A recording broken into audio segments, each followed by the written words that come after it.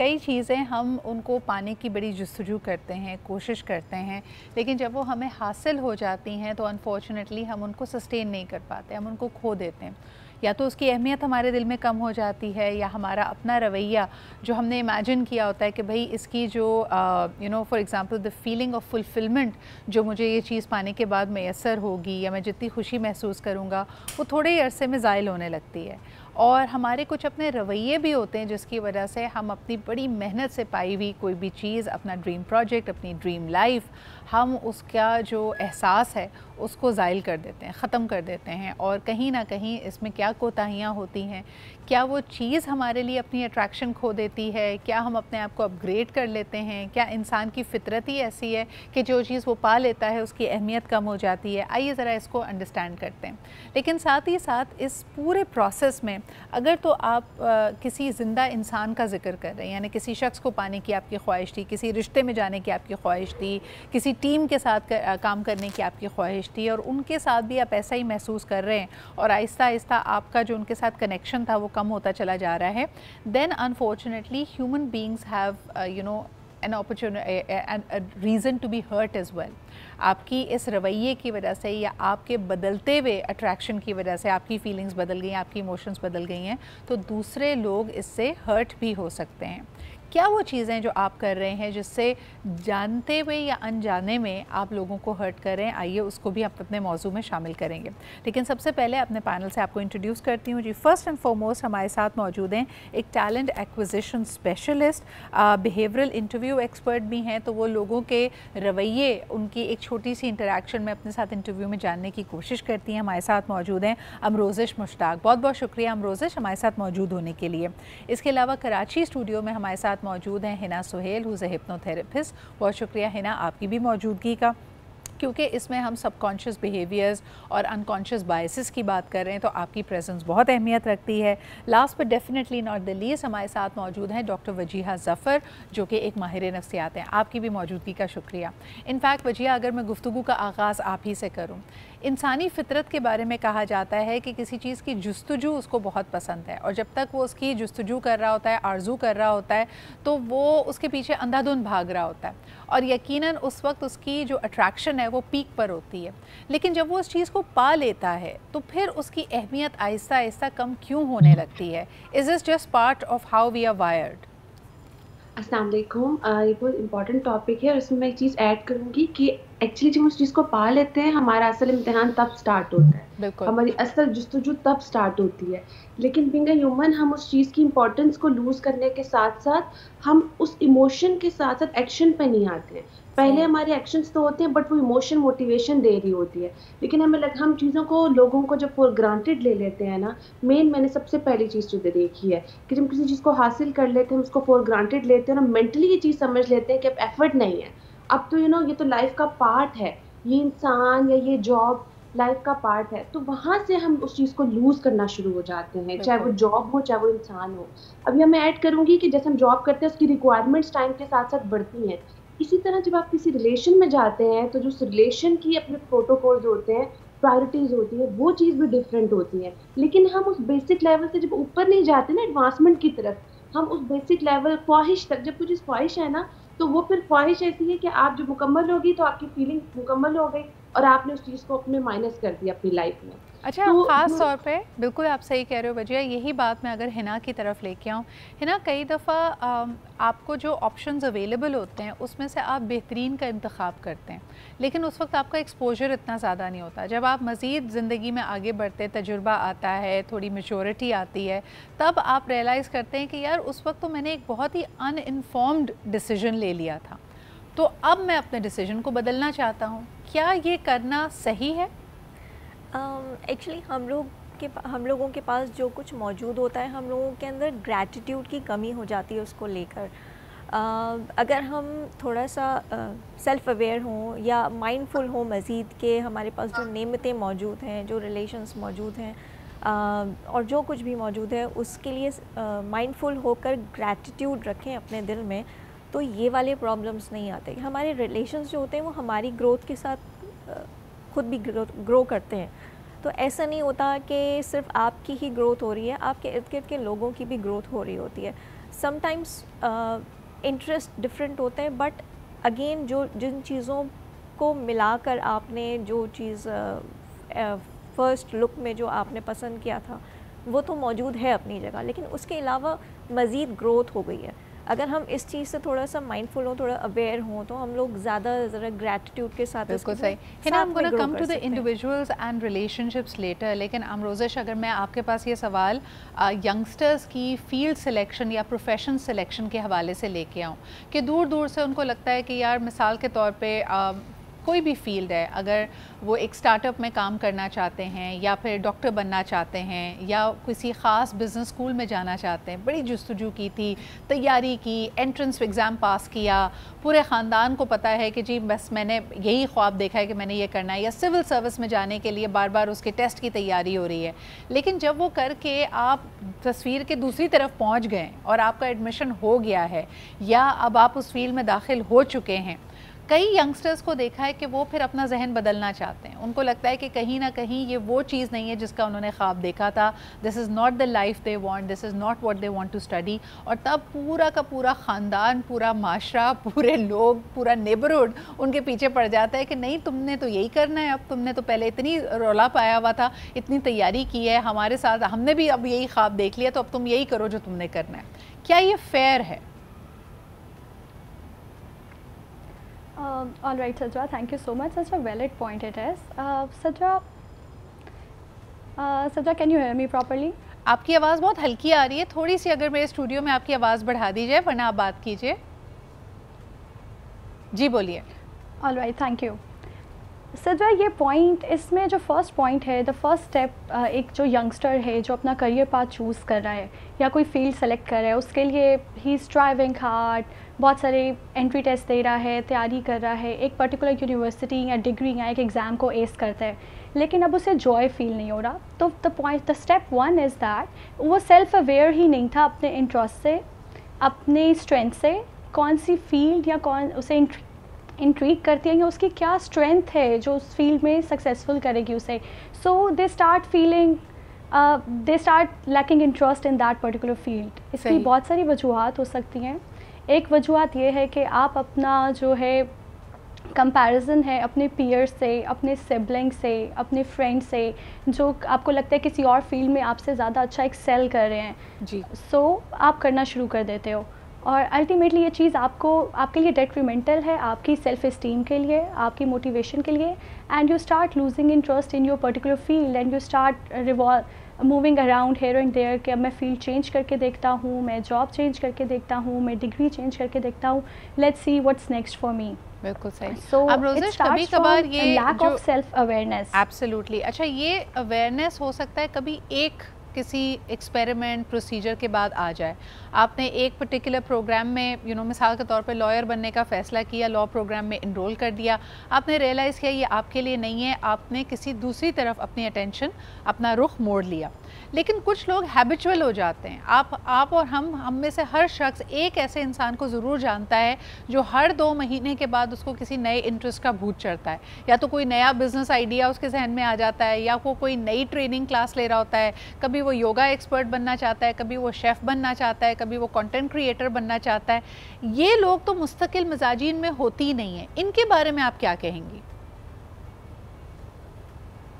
Right सजवा, इसमें जो है तो पॉइंट नंबर 1 सेल्फ अवेयरनेस या जो आपकी स्ट्रेंथ्स हैं।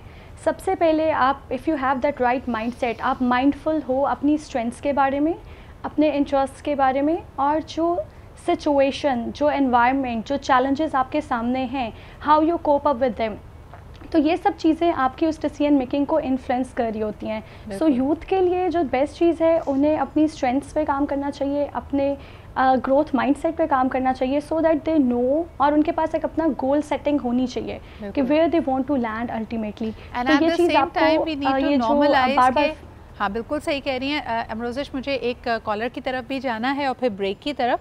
देखिए ये बात बिल्कुल सही है कि आपको अपने बारे में सेल्फ अवेयर होना चाहिए और उसी के बाद आप कोई कदम उठाएं, लेकिन आपके पास क्या इतना मार्जिन भी होना चाहिए कि अगर आपका जहन बदल गया है, if your feelings have changed और इफ़ यू आर गेटिंग एक कदम रखने के बाद एहसास हो गया है कि यार ये मैं गलत पाथ पे आ गया हूँ, तो क्या फ़ौरी तौर पे आपको अपना पाथ बदलना चाहिए या उसको वक्त देना चाहिए? किस किस्म की सपोर्ट आपको चाहिए होती है, इस पर हम बात करेंगे। एक कॉलर हमारे साथ हैं जी। हेलो, अस्सलाम वालेकुम। वालेकुम अस्सलाम, क्या हाल है इकबाल, आप ठीक हैं? मैं बिल्कुल ठीक ठाक। कौन साहबा कहाँ से बात कर रही हैं? सिंगल मास बात कर रही हूँ इस्लामाबाद से। जी मैम, क्या कहेंगी? ये आज का टॉपिक आपका बहुत अच्छा है, मुझे लगा बहुत अच्छा लगा आज का टॉपिक। थैंक यू, बहुत शुक्रिया। ये जो आपने टॉपिक रखा है, इस बात में ये कहूँगी कि सब लोगों को सुनना चाहिए। ये बहुत अच्छी आप बात कर रही हैं, बहुत अच्छा आपने ये टॉपिक रखा है। मैम ये बताइएगा कि क्या अगर किसी यंगस्टर को कॉलेज में, जो उसने बड़ी मेहनत से एडमिशन लिया है, पहले सेमेस्टर की फ़ीस भी पे हो गई है, वापस आके घर वालों को बताता है कि मुझे ये नहीं पढ़ना है, तो आपको लगता है कि हमारा माशरा, घर वाले सपोर्ट करते हैं उसको अपना जहन अगर उसने बदल लिया है और उसका नहीं उसमें इंटरेस्ट आ रहा? नहीं, घर वालों को चाहिए कि उसे समझना चाहिए, क्योंकि जिस तरह से ये जो दौर जा रहा है, ये जो वक्त जा रहा है, घर वालों को चाहिए थोड़ा सा ना उसकी मेंटली तौर पे थोड़ी सी हेल्थ को समझना चाहिए कि वो क्या समझ रहा है, किस वक्त पे या किस मोड़ पे खड़ा है, वो समझना चाहिए। बिल्कुल जी, बहुत बहुत शुक्रिया जी, thank you very much for calling in. अच्छा, यही चीज़ अप्लाई करती है आपकी टॉक्सिक वर्क प्लेसेस पे भी। कई दफ़ा आपको अपना काम, अपना प्रोफेशन तो बहुत पसंद होता है, लेकिन जिस तरह के बॉसेस, टीम और ऑर्गेनाइजेशन से आपका वास्ता पड़ गया है, हो सकता है वो भी आपको डीमोटिवेट करे और आप अपने आप को कंपेयर करें दूसरी चीज़ों से। तब भी कहा जाता है कि टीम के लिए, मेंबर्स के लिए अप्रिसिएशन बहुत इंपॉर्टेंट होती है। अच्छा जी, हम बात कर रहे थे कि how do people maintain interest and lose interest. ख़ास तौर पे हम यहाँ पे ज़रा पार्टनरशिप्स और करियर्स की बात करना चाहेंगे, ऐसे लॉन्ग टर्म डिसीजंस जिसके साथ आपने ज़िंदगी गुजारनी होती है। Hina, I want to bring this one to you. हम में से कई लोग आजकल एक चीज़ को बार बार डिस्कस करते हैं कि मैरिजेज़ या जो पार्टनरशिप्स हैं वो ज़्यादा लास्टिंग नहीं होती हैं और ये बिल्कुल ऐसे ही बिखर जाती हैं जैसे कोई म्यूज़िकल बैंड होता है। लेकिन अगर आज से 5 साल पहले, 10 साल पहले देखें तो people have spend decades being happily married. तो वो लोग अपना इंटरेस्ट कैसे एक दूसरे में या एक दूसरे की तरफ अपनी लॉयल्टी कैसे बरकरार रखते थे? So the very big reason is कि हमारे पास सोशल मीडिया के थ्रू इतनी सारी इन्फॉर्मेशन, बहुत सारी इन्फॉर्मेशन आ रही होती है कि लोगों को बहुत डिफरेंट चीज़ें बहुत जल्दी जल्दी देखने को या मिलती हैं या उनके जहन में उतरती हैं।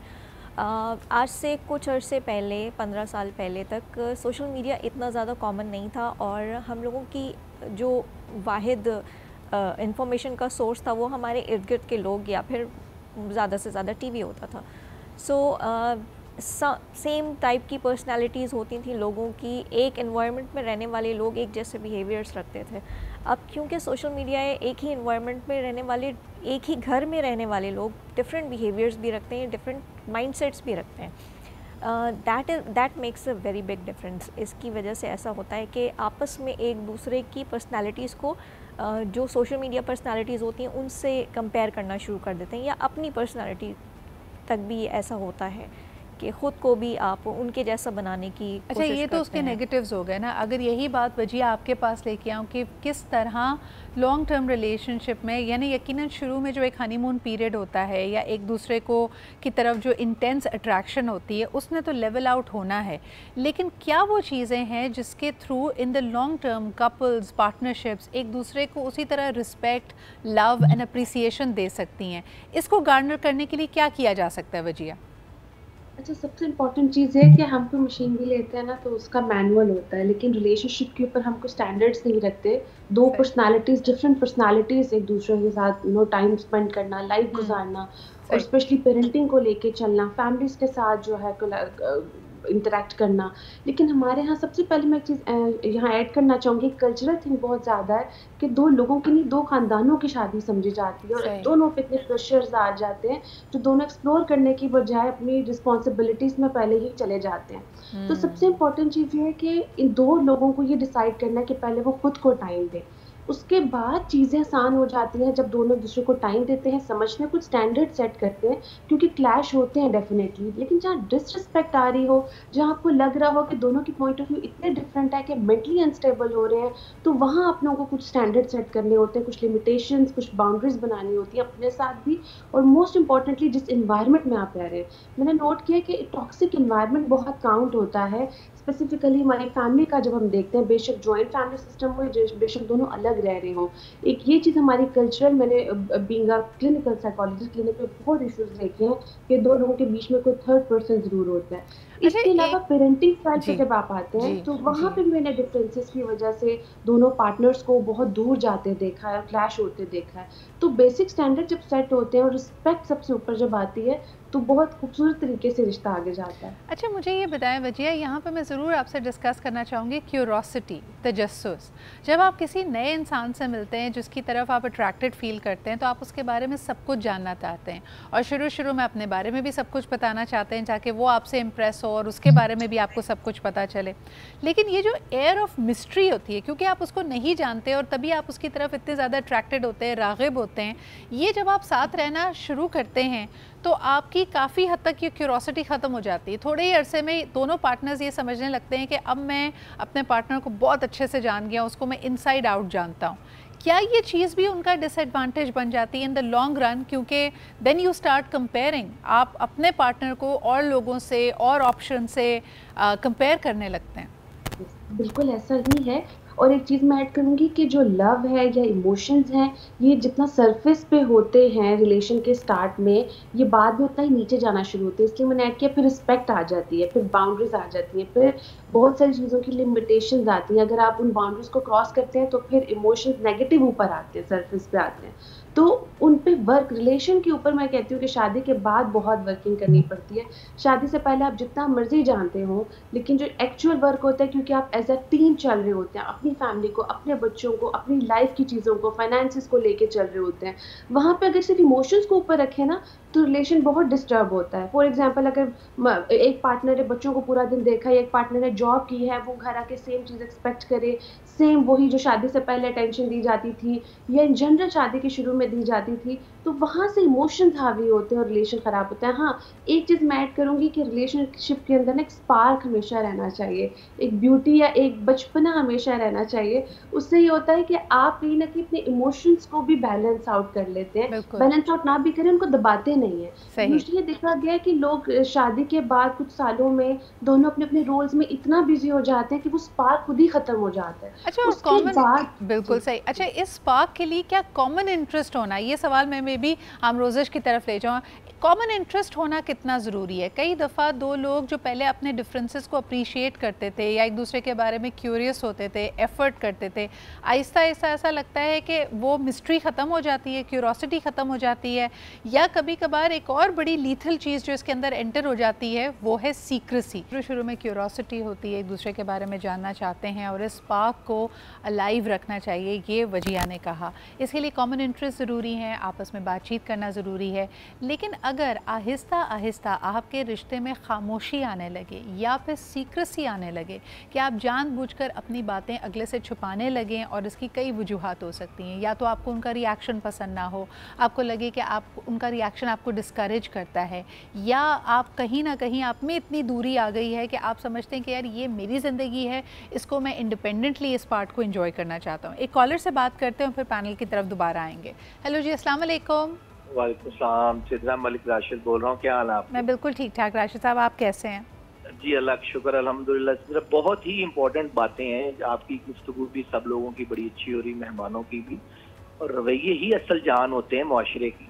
अभी आपका एक गुफ्तगू का टिकर चल रहा था कि असल लज्जत जो है वो रास्ते की है। देखें, जब पूछा जाता है कि आपकी मंजिल इम्पोर्टेंट है या रास्ता, तो हम सफ़र कहा गया कि हम सफ़र इम्पोर्टेंट है, जो कि ख्याल में नहीं आता हमें। हम सफ़र जितना आपका अच्छा होगा या आप खुद अच्छे होंगे, आपका रास्ता और मंजिल आपकी बहुत ज़बरदस्त हो जाएगी और पता ही नहीं चलेगा कि आपका सफ़र कट गया है। बिल्कुल। और जो हम अभी डिस्कस कर रहे हैं ना कि इंसानी रवैये, देखिए, हम जब अपना रवैये की तरफ कभी भी गौर नहीं करते, ये इंसानी रवैये है नहीं। इंसानी रवैया इस्तेमाल करने के लिए सबसे पहले जिस बंदे से हम रवैया इख्तियार कर रहे हैं उसे इंसान समझे कि ह्यूमन बीइंग है। ये ह्यूमन बीइंग वाले रवैये नहीं है हमारे, ये तो दिल शिकनियों वाले रवैये हैं। अगर आप किसी से अच्छा रवैया नहीं रखेंगे तो उसे घुटन महसूस होने लग जाती है, वो परेशान हो जाता है। और वही रवैया अगर आप अच्छा रखेंगे तो वो बंदा सांस अच्छा आएगा, ब्रीद अच्छा करेगा।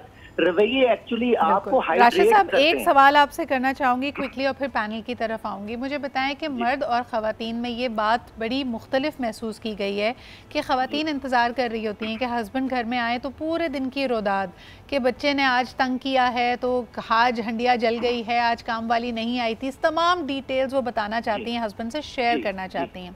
On the other hand husband जो कि 12 घंटे या 8 घंटे नौकरी करके वापस आए हैं, वो अपने दिन की बहुत सारी बातें शेयर नहीं करना चाहते और यही वजह होती है कि आहिस्ता आहिस्ता दूरी बनती चली जाती है। तो बताएं इसके बारे में आप क्या कहेंगे? इसका बड़ा ही मुख्तसर हल है और बड़ा ज़बरदस्त है।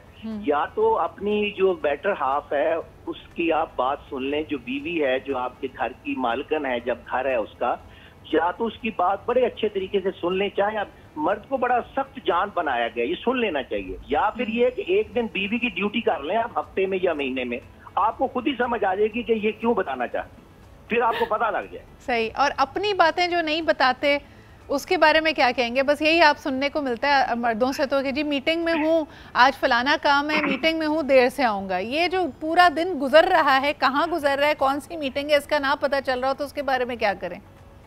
ये मीटिंगें वाकई थोड़ी मशबूक हो जाती हैं, लेकिन ये एक इंसान को फेयर रहना चाहिए। फिर देखें जो चीज अच्छी है वो फिर सरफेस पे आ जाती है, इसलिए घबराना नहीं चाहिए इस चीज से। वो कुदरत भी आपका साथ दे रही होती है। देखिए कुदरत का जो आपके साथ सपोर्ट है ना, वो लाइफ जैकेट की तरह होती है। बिल्कुल सही, बहुत शुक्रिया राशिद साहब। वक्त कम, मुकाबला सख्त। वापस पैनल के पास आऊँगी। अच्छा जी, इसमें एक्सपोजर बड़ा काउंट करता है और अभी थोड़ी देर पहले है ना हम ये बात कर रहे थे कि पहले आप इंतखाब करते हैं based on your knowledge and understanding of the world. मिसाल के तौर पर ख़ानदान में 5 लड़कियाँ हैं और एक जो सबसे खूबसूरत है उसकी डिमांड सबसे ज़्यादा है।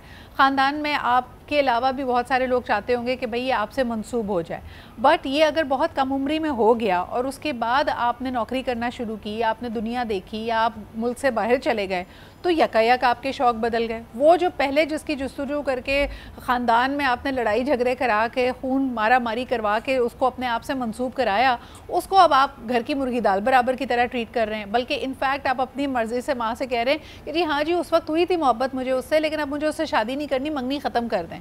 ऐसी सिचुएशन में क्या किया जाए? ग्रोथ जो है वो एक तरफ से अगर हुई है तो फिर ये सिचुएशन पैदा हो सकती है।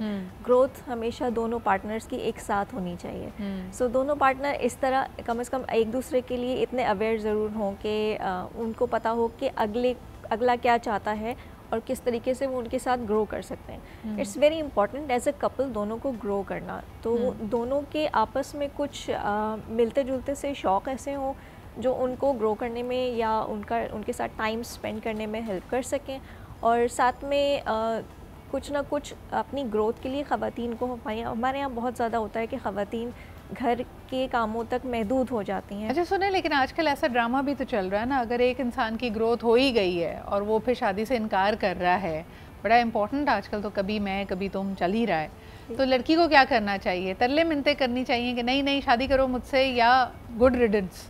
नहीं, it should not be like that. बिल्कुल जो कुछ उसमें दिखाया, आई थिंक इट्स गुड के दे वर अपार्ट। ये ज़रूरी है कि अगर दो पार्टनर्स आपस में एक साथ ग्रो नहीं कर सकते या उनका माइंडसेट शुरू से नहीं मिलता है तो they should not go. Okay, and Amrozish, can this happen after marriage as well? देखें, दीन भी दुनिया भी आपको हक देता है अलहदगी का अगर आपको लग रहा हो कि आप साथ नहीं निभा पा रहे, लेकिन एक हमारे यहाँ कल्चरल प्रेशर है। लोग कहते हैं जी मोहब्बत की शादी की थी तो अब मोहब्बत किधर गई, ख़त्म कैसे हो गई, 3 साल बाद आप लोग अलहदा क्यों होना चाहते हैं?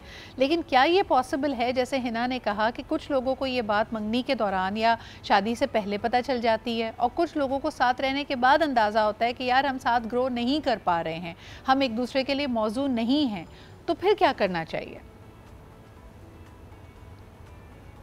Thank you Sidra. I might not be an expert to comment on this very sensitive topic, लेकिन मैं इसमें कुछ रोड मैप्स या कुछ स्टेप्स हैं जो डिस्कस करना चाहूँगी।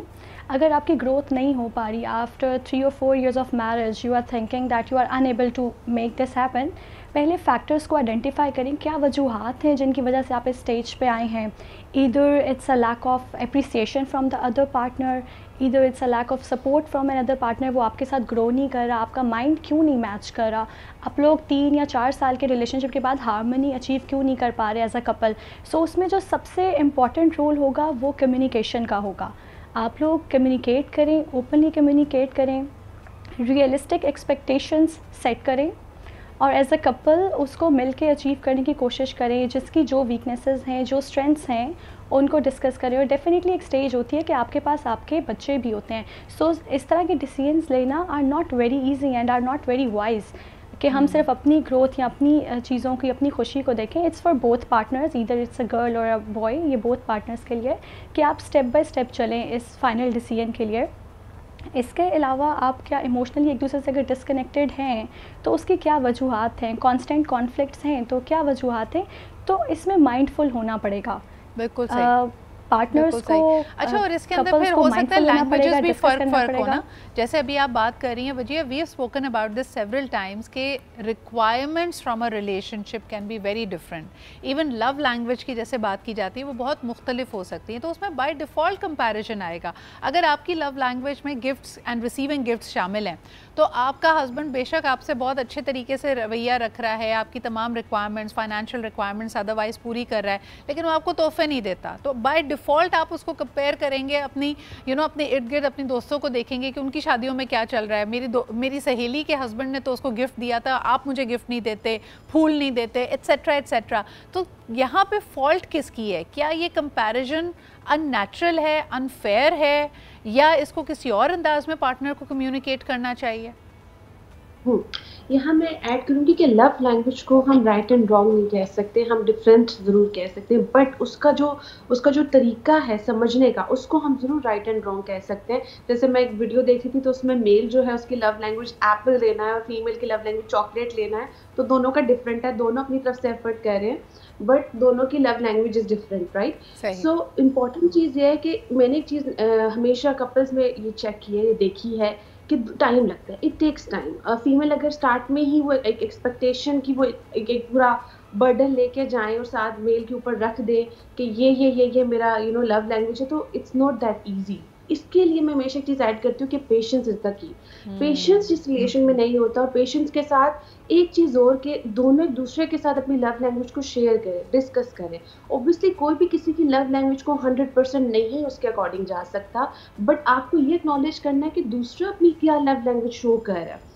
स्पेशली फीमेल साइड पे मैंने नोट किया है कि हम फीमेल जो है बहुत जल्दी कंपैरिजन में जाते हैं as compare to male, because हमारे जो इमोशनल डायनामिक्स होते हैं वो बहुत डिफरेंट होते हैं, इमोशनल हमारी हैंडलिंग बहुत डिफरेंट होती है। उसमें हमें पेशेंस के साथ साथ ये देखना पड़ता है कि हमारे रिलेशन को क्या ये चीज़ स्ट्रॉन्ग कर रही है या और वीक कर रही है। अगर वीक कर रही है तो we need to communicate our love language. और मैंने नोट किया है कि 4-5 सालों में इसमें इम्प्रूवमेंट आती है। बिल्कुल सही। Thank you so much for that Wajiha, thank you Hina, thank you Amrozish. I think जो तमाम बातें यहाँ पे हुई वो बड़ी अहम थी, बिकॉज़ वो पॉइंट आउट करती हैं कि हम जुस्तजू करते हैं, बहुत मेहनत करते हैं किसी भी नेमत को या अपनी मनपसंद चीज़ को पाने के लिए, लेकिन अल्लाह ताला हम सबको ये सलाहियत और तौफीक भी दे कि फिर हम उन नेमतों का शुक्र भी अदा कर सकें, उसको कंटिन्यूली वैल्यू कर सकें, क्योंकि जो चीज़ें आप फॉर ग्रांटेड लेना शुरू कर देते हैं, अगर वो आपसे छिन जाएँ तो यकायक फिर वही तकलीफ़, वही जुस्तजू आपकी ज़िंदगी में दोबारा आ जाएगी। लेकिन at the same time having said this, जो डिसीजंस आपके लिए सही नहीं हैं, अगर आप सिर्फ इस खौफ की वजह से कि भाई आगे मुझे इससे बेहतर कुछ ना मिले, आगे फिर क्या होगा, अगर आपको एक नौकरी में आप सेटिस्फाइड नहीं हैं, एक रिश्ते में आप सेटिस्फाइड नहीं हैं और आप सिर्फ उसमें इसलिए रह रहे हैं क्योंकि आपको नहीं पता कि अगला स्टेप अनजाना है, so that's way you also need to step out of your comfort zone if you have tried everything. एक मीडियोकर या तकलीफ दे ज़िंदगी गुजारना आपका मुकद्दर नहीं है। अगर आपको लगता है कि you will be better appreciated in other situations, in other jobs, in other careers, then go find that, because life is too short to be living like this. इसी के साथ मुझे इजाज़त दीजिए, इंशाल्लाह कल आपसे फिर मुलाकात होगी। ख्याल रखें, खुदा हाफ़िज़।